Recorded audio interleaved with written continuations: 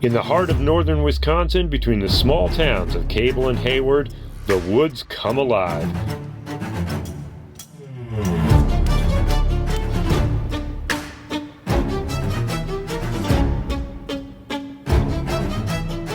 This is the Life Time Chequamegon Mountain Bike Festival, where history, grit, and community all meet on two wheels. I am Cindy Smith-Keener. I live right here in Hayward, Wisconsin. I did my first Chequamegon 40 in 1984 because somebody told me it would be the hardest thing I ever did. So I said, sign me up. When it becomes this time of year where the leaves are turning, you smell the forest, you can smell the earth, you're just flying through those hilly, grassy areas, and you're just loving life because it's fall and you get to spend a lot of time out there. Since 1983, riders have gathered here to take on the rolling trails of the Chequamegon National Forest. What began with 27 cyclists has grown into one of the most celebrated off-road races in the country. A true Midwest classic that has welcomed legends, rising stars, and thousands of everyday riders chasing their very own finish line. I'm Tim Lewis. I'm from Phoenix, Arizona, but I come to Cable every summer of my entire life. And I think I've done this event 30 times. Cable is really all about community, and Gary Crandall, way back in the day, 42 years ago, decided to start this event, and it really did build a community around it. I mean, he had an amazing group of volunteers, with Steve Tilford being part of the first race, and Cable's all about community. Everybody's into the pizza shop and Tilly's, Trudy at Tilly's, getting pies, and this race just sort of brings everybody together like some of the other events here in Cable. Between the lakes and the woods and the trails, it's just a magical place.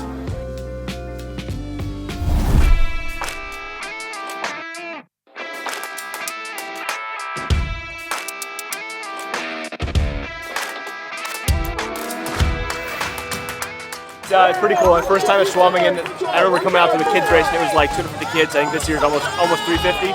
So it's just special. It's an easy way to kind of forget the stress of the race tomorrow and kind of enjoy a nice evening. It's not even raining yet.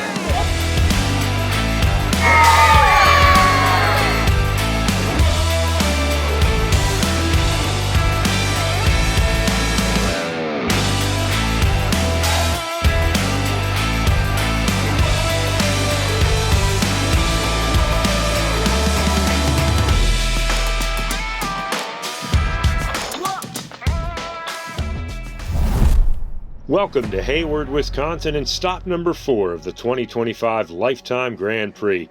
This is the Chequamegon 40. Affectionately known as the drag race from Hayward to Cable, it's 40 miles of grit, glory, and full gas racing. While it's the shortest event in the Grand Prix calendar, make no mistake, it is absolutely packed with action.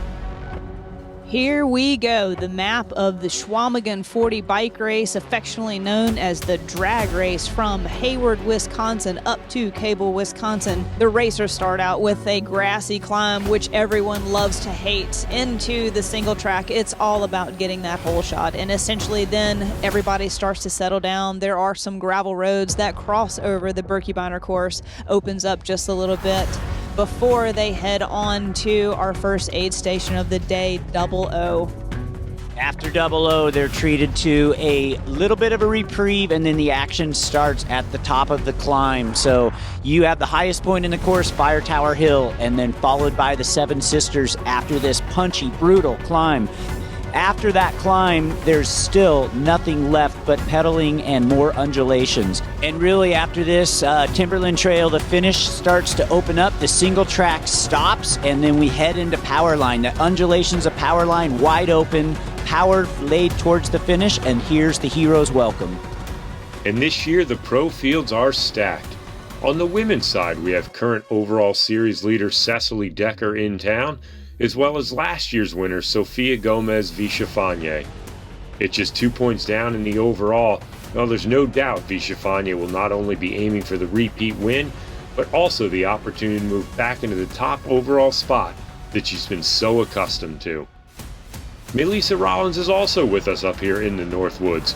Currently sitting 3rd overall, she's no stranger to success, having stood on top of the podium back in 2021. She's also riding a big wave of confidence after being the highest placed Life Time Grand Prix athlete at the Lifetime Leadville Trail 100 mountain bike presented by Kinetic.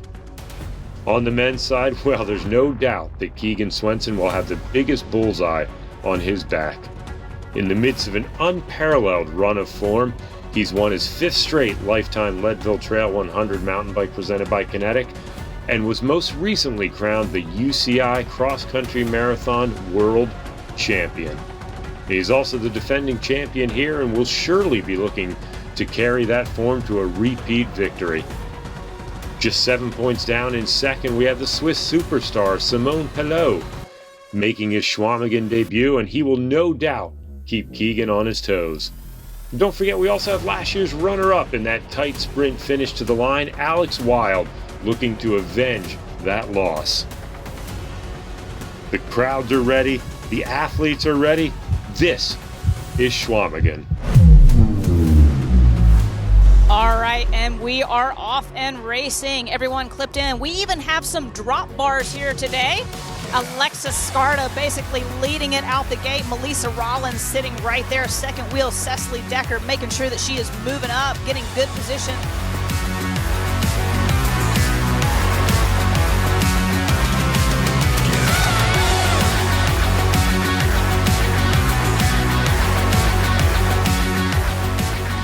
Women have absolutely gone out on course with a tear, and we are going to be entitled to the men doing the same thing. This hill is no joke. It is beyond steep. The powers and clipping into the chain rings that we're going to see behind are astronomical. It's like they have a second wind coming at us. So they are humming up this hill, making it look absolutely easy off the start.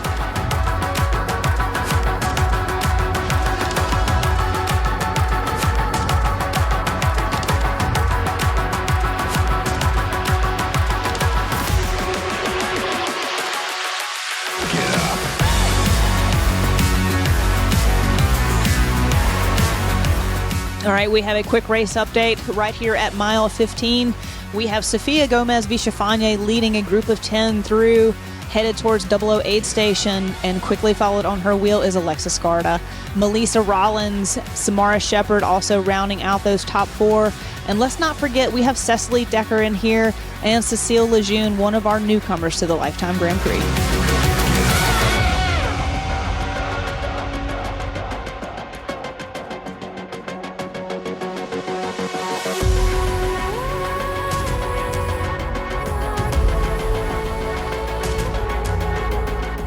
Race update from mile 15. Keegan Swenson up front, Brendan Johnson, Cayenne Osholv out of Traverse City, Michigan, right up there with Lesby, Alexi Vermeulen, Cole Patton, Braden Lang, and Cam Jones.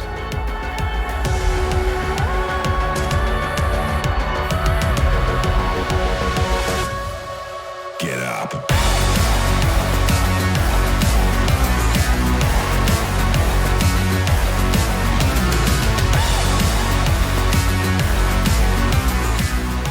Racing has started to come to a little bit more of an agreement, and you can see basically what these integration groups have done here is put forth a lot of effort and let some of the other folks do the damage and the work here right now. All right, guys, here we are. We're at the base of Fire Tower right now. Melissa Rollins leading the climb, leading this group up the climb. This will be the highest point of the race. We're about 25, 26 miles in right now. We had a lead group of 11. It has all come back together. Followed up right here at the bottom, Jenna Reinhardt bringing up the rear.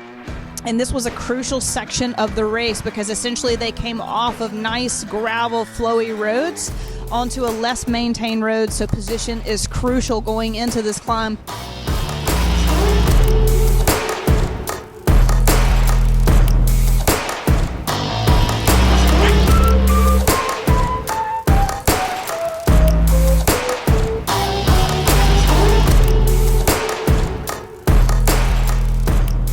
Here we are mile 31. We have Melissa Rollins off the front solo with 3 chasers in Alexis Scarta, Sofia Vichafanye, and Cecily Decker. And off the back of that group, another group of 5 or 6 coming in hot.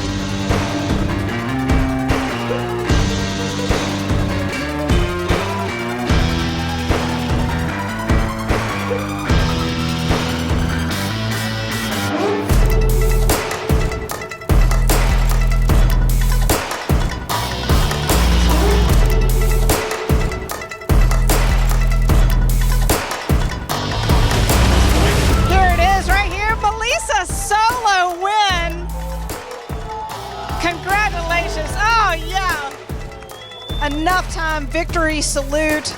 And now it is the waiting game to see who's going to win out of the sprint between Alexis Scarta, Sofia Vichafanye, and Cecily Decker.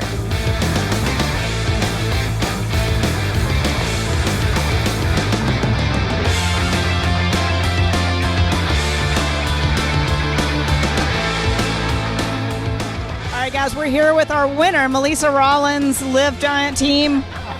You just got hugged by your teammate, Peta. Like, talk about what today means and what this win means. Yeah, so much. I mean, coming off of Leadville, I was super stoked about my result, but I really wanted to win there, and I think just coming off of that, I was super motivated to go. And yeah, I mean, we've had such a fun time up here in the Northwoods with the Live Giant team. We have a house on a lake. I mean, everyone does, but like, we've been having fun, and it's such a good team environment. And I just feel like, yeah, it feels really nice to have such an awesome team around me. And I feel like this win wasn't just for me, but it was for the whole team. Fire Tower Hill. It's steep, it's rocky. After that, a sick downhill to the Seven Sisters. Punchy, grassy, and on to mile 29. Wheels are clipping right around this corner. Led by Cam and Keegan sitting right there with Simone Polo, Matt Beers. All right, we're so close to the finish, and last year's sprint finish was the same thing that's shaping up today, except Alexi has got a little bit of a gap over Beers and Kyan Olshol holding tight there with Lesby, Matthew Wilson. Cole Patton still in this group again this year. Keegan Swinson not letting anybody go as they head to the sprint for the finish.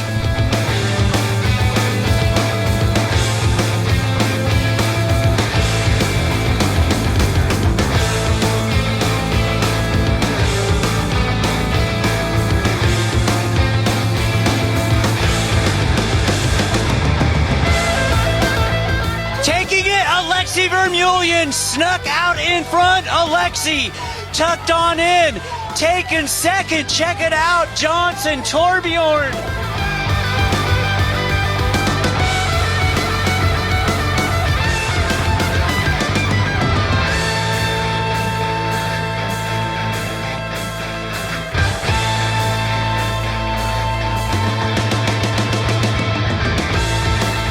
Alexi, a tactical race today. You came through at the finish line where you planned and wanted to be all day long.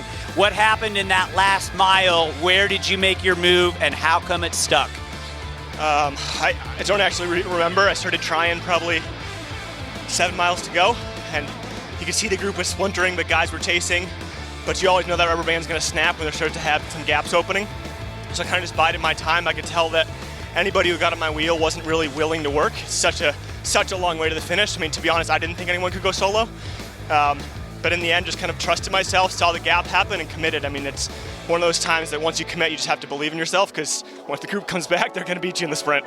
And for our final race results today here at the Chequamegon 40, Melissa Rollins bringing home the solo win, hands up in the air, followed by a sprint finish with Sofia Vichafanye in second place, Alexis Scarta rounding out third place, Cecily Decker fourth, and Erin Osborne in fifth place. And let's also mention Ruth Holcomb, who is leading our U23 women's division right there in 10th place. And today's results in the Chequamegon 40, Alexi Vermeulen on the top step with a gap over the chasing sprint group behind him, with Kyan Olsholv, a local out of Traverse City, Michigan, in second place, just 8 seconds behind, with the big group of Brendan Johnson, Torbjorn Road in fourth, Kobe Freeburn rounding out the top 5, and then Braden Lang, Simone Pilot, Cam Jones, Payson McKelvin, and Lesby right there, 10 seconds behind. Let's take a look at our women's Lifetime Grand Prix standings after the Chequamegon 40 mountain bike race. Sophia Vichafanye moving into first place, knocking Cecily Decker down to second place. Melissa Rollins having third place right now. Alexis Scarda moving up into fourth place, and rounding out the top 5, Cecile Lejeune continues to hold on to her fifth place position.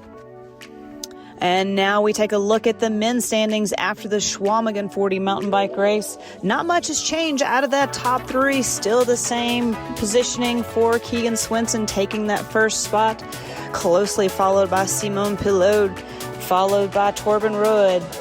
And in fourth place, Alexi now moves up in position there, followed by Cam Jones, rounding out the top 5. Thanks everyone for following along the Chequamegon 40 mountain bike race. We look forward to seeing you in a couple of weeks in Bentonville for Little Sugar and Big Sugar to round out the Lifetime Grand Prix. For Nat Ross, I'm Lauren Hall, and we look forward to seeing you in a couple of weeks.